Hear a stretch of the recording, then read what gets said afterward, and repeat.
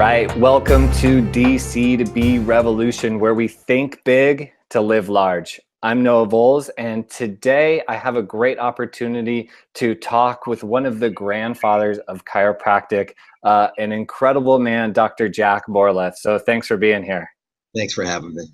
Yeah, my pleasure. So I wanted to start, this channel is really all about students and helping students be successful and helping them, get out on the right track. So what is the piece of original advice that you have for students that maybe they haven't heard before? Oh boy, I'm sure if they've been paying attention at all, they've probably heard lots of things about what's that one thing. And my recommendation is that you work really hard. And that can encompass a number of things. It should certainly encompass your studies. You should work really hard at your studies. I think you should be very, very proficient in your understanding of the chiropractic philosophy, because I truly believe that's what drives our profession. I believe you should be proficient in the science of chiropractic, and I think you should be proficient in the art. And those are we hear about the tripod, but there's a whole lot more to it. I think mindset has a huge factor in a student's ability to get through the rigorous program, but equally as importantly, to make the plans intelligently to get out and start running rather than get into an office and wondering what the hell you're doing. So I think the mindset's important. I think that there's a number of resources that are available for the mindset. And I think that should be done before you graduate. I think any student who waits until graduation day to decide what they're going to do with their profession is way, way, way behind. I think that should be done very early on in the curriculum. And I hope that Life West is encouraging its students to seek that type of help. And it can be done with mentors. Many of us got into the profession because of a mentor, and I think that mentor is someone that we truly respect and honor the way they take care of their community. Then we should go to them. But absent that, there's all kinds of doctors. I don't think there's a doctor of chiropractic who really has a heart for chiropractic and is not willing to help a student out. And so if you find that there are doctors that you seek their help and they don't help you, then that doesn't speak well for who they are, both as terms of a profession, certainly as in terms of a chiropractor. But you got to work hard. You can't just coast through. I know that when I was in school, I took my studies very seriously. And so I formed a study group. And we worked really hard in that study group to get as much information as we could out of the curriculum, much of which is not, you'll never use again, but man, you're paying a ton of money. So you might as well learn it and then choose maybe not to implement it and use it later on in your life as a chiropractor, but at least explore the possibilities and get as much as you can out of the curriculum. Fortunately at Life West, I know there's tons of clubs. And so you can start looking at art very early on and plug it into some of the art. And I think we should look at every single technique there is. And there's a really good chance when you graduate, you may not use that exact same technique. You're probably going to come up with a Noah technique or a Jack technique. We all do things a little bit differently, but you got to work hard at mastering the philosophy, the science, the art. You have to learn and master the mindset of a business person, because when you graduate, you will be a business person. And so we want you to have every opportunity you can to be a successful business person by using the resources that are available. So my advice is study hard, work hard, become a master at what you do. Yeah, I think that there is no way to develop mastery without working really hard. I mean, that's what separates a master from everybody else, is that they put in the time, they did the deliberate practice, they really did things differently than some other people, because you can put in the time and that doesn't always mean that you'll be a master. And I think you articulated that perfectly, is that it's all about the mindset. If you have the right mindset and you're doing the right type of work, then you can achieve mastery in in whatever field that you choose at that time. So thank you for that. That's really important. When I was doing a little bit of research about you, one thing that I came across is that you talk a lot about promoting chiropractic instead of defending chiropractic. And I thought that was a beautiful picture that you were painting. And I was hoping that you could kind of share what that means with students. Sure. Yeah. The difference really is perspective. do you want to promote something or you want to defend it? Well, if I have an opportunity, I'm going to promote it. It's like Mother Teresa was asked, do you want to come to an anti-war rally? And she would say, well, I'd rather go to a peace rally. So it's really a mindset and a perspective of where you want to place yourself. And the words that we choose are enormous in this profession, in life in general, but certainly in this profession. In fact, I had a discussion today with Dr. Leslie Hewitt, who's the president of the California Chiropractic Association. She just was reelected to her second term. And she's really big with words too. And so we were talking about the words that we use and the effect and the picture they draw for the listener. And one of the things I discussed with her was I was reading a book by Norman Deutsch, who's an MD, and he's an expert on the brain. And he talks about the history of terminology in the medical profession and how it really took on a kind of aggressive army-like vernacular where they would combat diseases. They would work in the trenches. They had an armamentarium of therapeutic devices. They would battle disease or battle AIDS. And one of the things that I sometimes will find chiropractors doing is they use those same terms. And that immediately puts you in a different paradigm of, again, you want to promote something or you want to defend something. I'm always for promoting something. I like to look at the positive aspects of whatever it is that we're getting into so that we can take that and move forward with it rather than moving, I think, backwards with the defense. I just don't like to defend anything. I like to promote. Yeah, I love that. And I feel like you're a wordsmith. I feel like you are very deliberate in the words that you choose. Have you always been that way, or did you have a mentor or a book or something that influenced you? Yeah, I was born this way. It's just, no, when you've been around as long as I have, you just pick things up. I was fortunate enough to teach for a couple of years at San Francisco State University. And I had a mentor there who I thought was the best orator I've ever heard in my life. He just had a way of communicating with authenticity and kindness. And so I picked a lot of his stuff up. In fact, there's sometimes when I speak and I think of myself being Bernie Goldstein, that's who he was. And so I learned a lot from him on how to communicate. But I spent a lot of time studying great communicators. And I think it's important that we all do that because really what we do is we're sharing ideas with other people. And if we can't do that effectively, then they're not going to get the big picture. And if you don't get the big picture, then really what are we trying to accomplish? And so I think that when you study hard, you pick your words appropriately, you're able to communicate them with authenticity and being genuine and being caring. People sense that. And when they sense that, they're more attracted to you than if you're just kind of talking for the sense of talking. Yeah, I completely agree. I think that communication is such an important tool in our arsenal. And oh, there I go again, like using That arsenal. yeah, right. I go even using that terminology. Yeah. It's such an important tool in our toolbox. And so, one thing I wanted to ask you about is this. There's a certain amount of fear as a student of getting out there in the world and not making it as a chiropractor. And so what, for either the chiropractors who are already out in the world, sharing their love and their passion for chiropractic and aren't making it, or students who are going out there, what advice do you have for them to, to really be able to serve at the highest level that they want to serve at? Yeah, I think the one word that kind of sums that all up is being humble. It's just humility.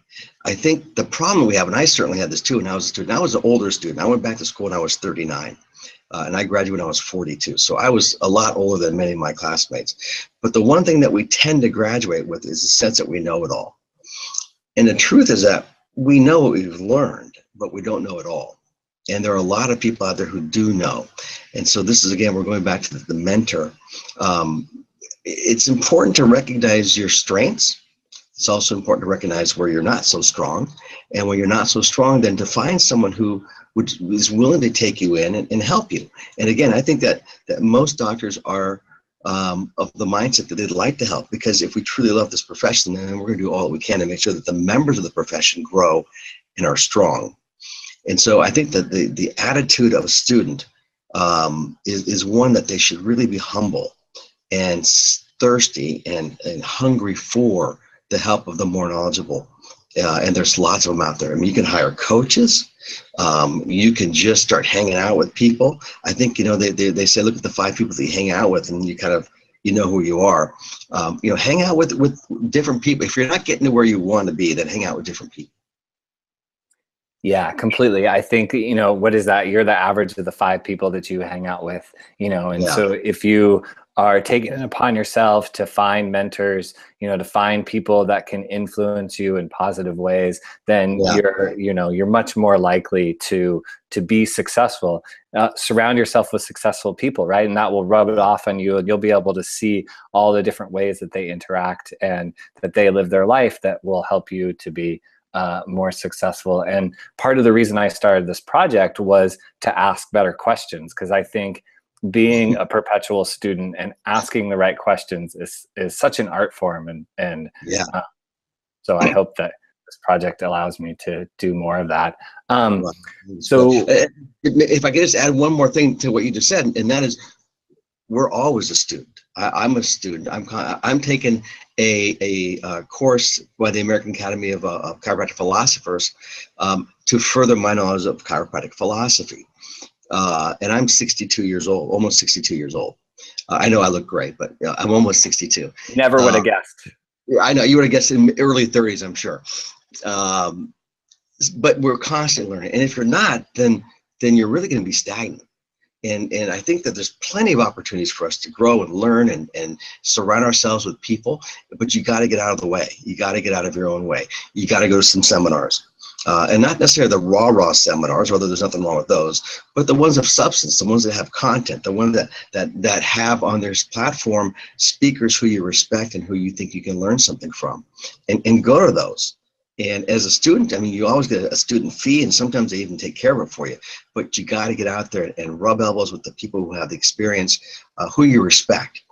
Not everybody out there who has experience you're going to respect, but the ones that you respect, surround yourselves with them and make yourselves available to them, and they will make themselves available to you. Yeah, beautiful advice. You know, in terms of that, like all these seminars, chiropractic is continually evolving and growing, and the more that we learn, the further we go. Have you noticed anything within the chiropractic profession, or within the history of the profession, that is holding us back from creating Yeah. the future we'd like to see? Yeah, I think not knowing the history of the profession is holding us back. If you really decide to commit to learning chiropractic philosophy and history, you're going to find things that were written 50, 60, 70 years ago that predicted where we would be today as being spot on. There's a gentleman in our profession whose name is Simon Senzen, and I don't know if you know him, but he has this thing called the InstituteChiro.com, and he is probably one of our, if not one of the most proficient historians in our profession and philosophers. And what he does is he does all the work for us. And by hanging out with him and having this desire and this thirst for our history, I'm learning a ton. And what I find is that repeatedly through all the books, the green books and the white books and the blue books, what is being said is that if you don't protect our profession and keep it as pure as you can, we're going to lose our identity, and we will no longer be separate and distinct. Well, will this be part of the mainstream, which is, who wants to do that? We have a thing which is really quite beautiful in and of itself, and it's based on a philosophy. It's based on sound principles, and we have 33 of them that were deduced from the major premise. And when we become proficient in understanding those, it becomes that much more easy to be an effective chiropractor in the field. So I think that the thing that we don't do well is we don't look at and appreciate our history. Our history really is not very historical, because the things that were predicted back in the 20s and 30s are happening today in 2017. One of which is, for example, I was contacted today by a doctor in New Mexico who's seeking our help to prevent the introduction of drugs into the profession as an expansion of the scope. We were warned about that by BJ and by Dee Dee and by Fred Barge and by Sid Williams. All the greats of the profession have said, keep the profession pure. And when you do, you will have an opportunity to serve millions and now billions of people. So the history, I believe, is something that we don't pay much attention to, but I think is absolutely paramount to keeping this profession alive, separate and distinct. Yeah, I feel like, you know, in saying that, it's almost like if you don't know where you are, how do you know where you're going to get to where you want to go? You know, it's like Yeah, by knowing what point A is, then you can actually move yourself to point B. But if right. not enough people within the profession know the history, know the philosophy, know what point A is, then how do they expect to get from there to another point when they don't have a starting place? So I think that's, yeah, I think that's really great. I think that's really important. Um, you know, speaking of history, in the past, I noticed that you were named Chiropractor of the Year in California, and I wondered if you could share what activities you were involved in that allowed you to receive that prestigious honor. My mom voted often. That's the biggest thing. Yeah, at the time, I was very much involved in the California Chiropractic Association, and I was the chair of the membership committee. And I think that one of maybe a few things that helped to distinguish me from perhaps anybody else who was being considered is I was very active in chiropractic. I was, as I am now. I was always looking for a way to move the profession into the eyes of the community. So one of the things that we do is we have to build our own, and we have to build them so that we feel confident and we have the right tools that are necessary to take care of our community. So we would have a lot of I had a big office at the time, and we had a lot of people coming to the meetings. So I would open my office up to meetings, and so someone had a meeting of some kind, it was always at my office. I participated in Legislation Day in California, where one day out of the year, chiropractors go up to Sacramento and they talk about certain issues that are relevant to the chiropractic profession, and we meet the congressmen or usually their staff, and so I did that consistently. I was involved in my regional chapter in San Mateo County, so I was involved with them. But I was also kind of a spokesperson globally for chiropractic. I was able to bring in speakers from all over the country to come and educate us on their areas of expertise. I was a connector. I connect people pretty well. So if I hear someone who has a need and someone who can fulfill it, I put them together. And so it kind of gives you some recognition as someone who has some substance to them. So I think those are some of the things that allowed me to get that award. And I think maybe no one else was considered, which is why maybe I got it. I was the only guy who stepped forward. So I honestly don't know what the criteria was that they used, but I know that some of the activities I was involved in, I continue to be involved in, are considered by many to be kind of substantive. And so I think that was given some consideration, which is why I was given that award back in, I think it was 2012 and 13. Yeah, and so what sustains your activity, your activism, your passion for chiropractic? I mean, you were so involved.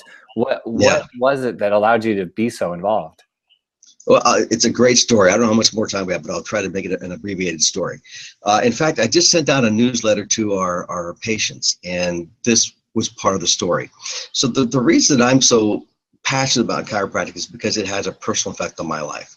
I have a 7-year-old son, and when my wife was pregnant with him, she was actually abroad studying in Strasbourg, France. She was studying to get her, she's a rocket scientist, so she's getting her master's in space engineering. And when she was in France, we were communicating over Skype and messaging, and she said that she really wanted to have a home delivery when she came home. And I thought, well, that's kind of dumb. There's all these hospitals. Why don't we just use their place and then we can have it there? And she said, no, she really wanted to have one. So we independently searched for a midwife, and we both came up with the same midwife in our area. And so when she came back, we interviewed her, and we both liked her a whole lot. We liked her team. We liked her philosophy. So we agreed we're going to go with her. And so we went to all the classes. You have to go to classes and you watch movies, and so you're pretty much prepared for what's about to happen. And our son Evan was supposed to be born on August 11th, and July 30th, we're at the veterinarian with one of our dogs, and Aaron's water broke. My wife Aaron's water broke. And so she tells me, my water broke. And I panicked, because that's what guys do. We just panic about these kinds of things. So what am I going to do? She says, call Rosanna. So I called Rosanna, and I said, Rosanna, we're at the vet's, and Aaron's water broke. And what do we do? She says, go home. I said, but what do we do? She says, go home and do what we taught you to do. And so what they do is, as you're getting closer to your delivery date, they send you home with this big basin, this big tub that you're supposed to soak in, which is going to help with the labor. Well, we didn't have time to set that up, but we did have in one of our bathrooms, had a big jacuzzi tub. So I got home, I got Erin in the tub, and this is around 5:30. And getting her to calm down, and she's breathing, she's moaning. The more she moans, the more I panic, because that's what we do. And this continues. I'm getting her out of the tub, and we're walking up and down the stairs, and I got her on the floor, and I'm doing the leg thing, and we're doing the breathing. And finally at 9:30, Rosanna and her team show up. And man, I was never so happy to see a group of women show up at my front door that weren't like Jehovah's Witnesses. So she shows up, and they take over. And so she does her assessment, and she says, that Erin was actually fully effaced. She's completely dilated, but for some reason the baby just wasn't coming out. So she did all the things that she had to do, and later that evening, like really late that evening, as she's monitoring both Evan and the baby, she determines that the baby had passed his first bowel movement. So meconium had been out there, and the fear of that is, of course, aspirating the meconium. So she says, we got to call this, we have to go to the hospital. So we called the ambulance, and we had in the back of our minds prepared that should anything go wrong, we were surrounded by great hospitals, it's going to be okay. And we knew that Rosanna would be there with us. So we get in the ambulance, we go down to the hospital. And fortunately for us, they had a midwife on staff for the emergency room. So our midwife exchanged information with their midwife. So she did an examination. She said to me, this baby is in great distress. Can we monitor it? And I said, you do whatever you have to do to make sure that my wife and my son survive this. And so they put this little thing on the baby's skull, and it monitors, I guess, the heart rate and all kinds of other things that they do. And she said, we're gonna have to call in the emergency pediatrician and his staff because we don't know where this is gonna go. I said, again, you do whatever you have to do. Well, the emergency pediatrician came in, and he looked like Doogie Howser. He's like 12 years old. I don't think I even shaved yet. But he came in, and just as he came in, she had managed to do some massage or something, and out came our son, Evan. Now, I had been present for my daughter's birth many years prior to this, and so I know what a normal live delivery looks like. And when he came out, he was absolutely motionless, colorless. His eyes were kind of this yellow-brown color. And I could tell right away that things weren't good. And so I had envisioned, cutting the cord and doing the whole ceremony. That never happened. They cut the cord, they immediately gave him to the pediatrician, and he and his staff started doing some work on Evan. Well, Erin had no idea what was going on because, she's gone through hours and hours of pushing. She's exhausted. And so I said to her, hang on a second, I'm going to go check on the baby. I'll be right back. And so I went to the doctor, and I said, Doc, give it to me straight. What's going on? And he says, we don't know. He said, the baby has obviously aspirated some meconium. He's had a really tough labor. What happened was part of her cervix had caught on his head. And so every time she pushed him out, the cervix would push him back in. So he's having this effect for like 6 hours on his neck. So he said, I said, well, so what could happen? He said, well, he could not make it. I said, okay, that's not an option. What else you got? He said, well, he could be here for weeks and weeks and weeks until we find out what's going on. We just don't know. Weren't able to tell yet. So we're going to go upstairs and we'll do our work, and we'll call you in a few hours and you can come and check on us. And I said, before you do that, can I just have my wife hold the baby for a second, thinking that she may never, ever hold this kid. So he said, of course, but quickly. So I took him, and as I'm walking the 15 steps from the table that Evan was sitting on to where Erin was laying, I thought, I got to do something. What can I do? I said, I'm a trained chiropractor. This kid's neck was being jacked up for 6 hours. So I said to Erin, hold him for a second. And again, he was lifeless. There was just nothing to this kid. And so she held him, and I palpated his neck, and I felt his atlas on the right was somewhere out in like Nebraska. So I did the best I could. Now, I didn't have thermography. I didn't have x-rays. I didn't have anything other than a tremendous amount of hope and intention and a desire to make this kid well. So I adjusted him, took him back, and gave him to the doctor, and they went upstairs. And so I told Erin, don't worry, everything's fine. He's going to be fine. They're just going to check him out, and we'll go see him in a few hours. So I got her upstairs and got her settled in. And about 45 minutes later, I said to her, I'm just going to go check on the baby. Well, he's in the neonatal ICU, the NICU. And that's an area where you have to gown up, and it's all sterile environment. And I looked, and across the NICU was the doctor and his nurse standing at the bassinet, not doing anything. And I thought, oh, this is not a good thing. So I busted in. I ran across. I said, doctor, what's going on?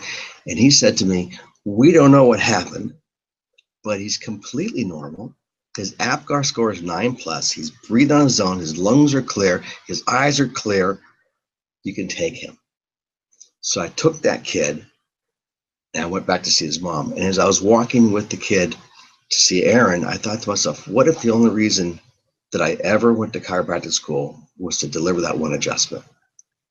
It was worth the 3.5 years of hell that we all go through, the hundreds of thousands of dollars that we expend, the time away from our families that we have to do because of our studies. But when I look at that kid every morning and I see his beautiful face and his eyes, I'm reminded of why I have to be passionate about chiropractic. Because if it was absent chiropractic, I really believe in my heart that I wouldn't have him. That's why I do what I do. That's why I do crazy hours. That's why I travel all over the place. That's why I'm with the IFCO, because IFCO is the organization that sole mission is to make sure that doctors can practice and patients can receive vertebral subluxation analysis correction. And that's why I do what I do. So Evan's my instigator of the crazy things that we do in chiropractic.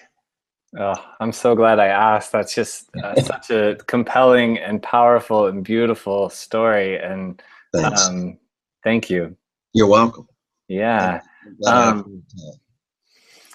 So how can people get in touch with you? What's what's the best way to reach out if people want to ask you questions or to connect or to support you in any way? What's the best avenue for that?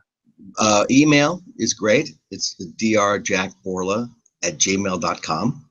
So drjackbourla@gmail.com. Facebook, you can Facebook me. My name is just Jack Bourla. Our office number is 650-365-1473. And the best way you can support me is to become an IFCO member. And let's build up this organization so that we can have the Evan stories without worries about diluting our efforts through drugs and silly things like that. Let's just keep chiropractic pure. And IFCO is the organization that I've chosen to support. And I'm actually the president of the organization, but it's the organization I would support even if I wasn't the president, because I know that its mission is to make sure that we can do this thing called the vertebral subluxation correction. And so that's how you can support me. I love hanging out with students. I'm actually going to be at Life West on Friday, I think, at the Upper Cervical Club's having Dr. Brooks there, so I'll be there to listen to him speak. He's tremendous. I'll be there next week, Dr. Sean Dill speaking. Yeah. So if you don't know Sean, you should hook up with Sean Dill. He's a great guy. He just knows so much, and he knows a lot about the science and the art and the philosophy, but he's also a master marketer. So he's a great guy. You can reach me Facebook, email, you can call the office. You can become a member of the IFCO, and I would love it. As a student, it's $50 for the whole time that you're there as a student, and then your first year's for free. I mean, you're going to be supporting the cause and the reality of what chiropractic truly is. So please join me in that mission. I would really appreciate it. Yeah, I think sometimes as students we forget that how important,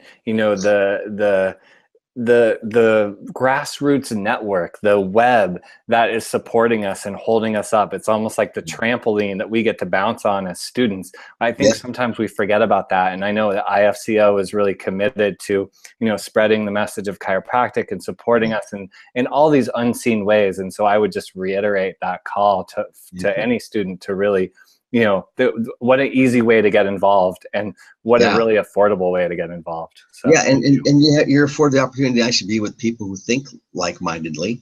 And we do have a mentorship program for students. So that's, the students especially say, well, what's in it for me? What's in it for you is joining a group of people whose sole mission is to maintain our ability to do the vertebral subluxation correction. But you also get to hang out with them and learn from them. And people like Peter Kevorkian and Sean Dill and Lacey Book and Liam Schubel, Steve Tullius, Scott Garber, there's Sean Carey, there's so many people, Bill Moss. I mean, I can go on and on naming people who are in the IFCO who really believe, like I do, that we have a responsibility to the profession, and that's to keep it as pure and as simple and separate and distinct as we can. Yeah, those were some big names of some amazing people. So yeah. I thank you for that. So this has been DC to be Revolution. Thank you everybody for watching. Thank you, Dr. Jack, for being here. And if you like this video, please let me know. Subscribe to the channel, comment below. And yeah, thanks once again for being here. It was really great.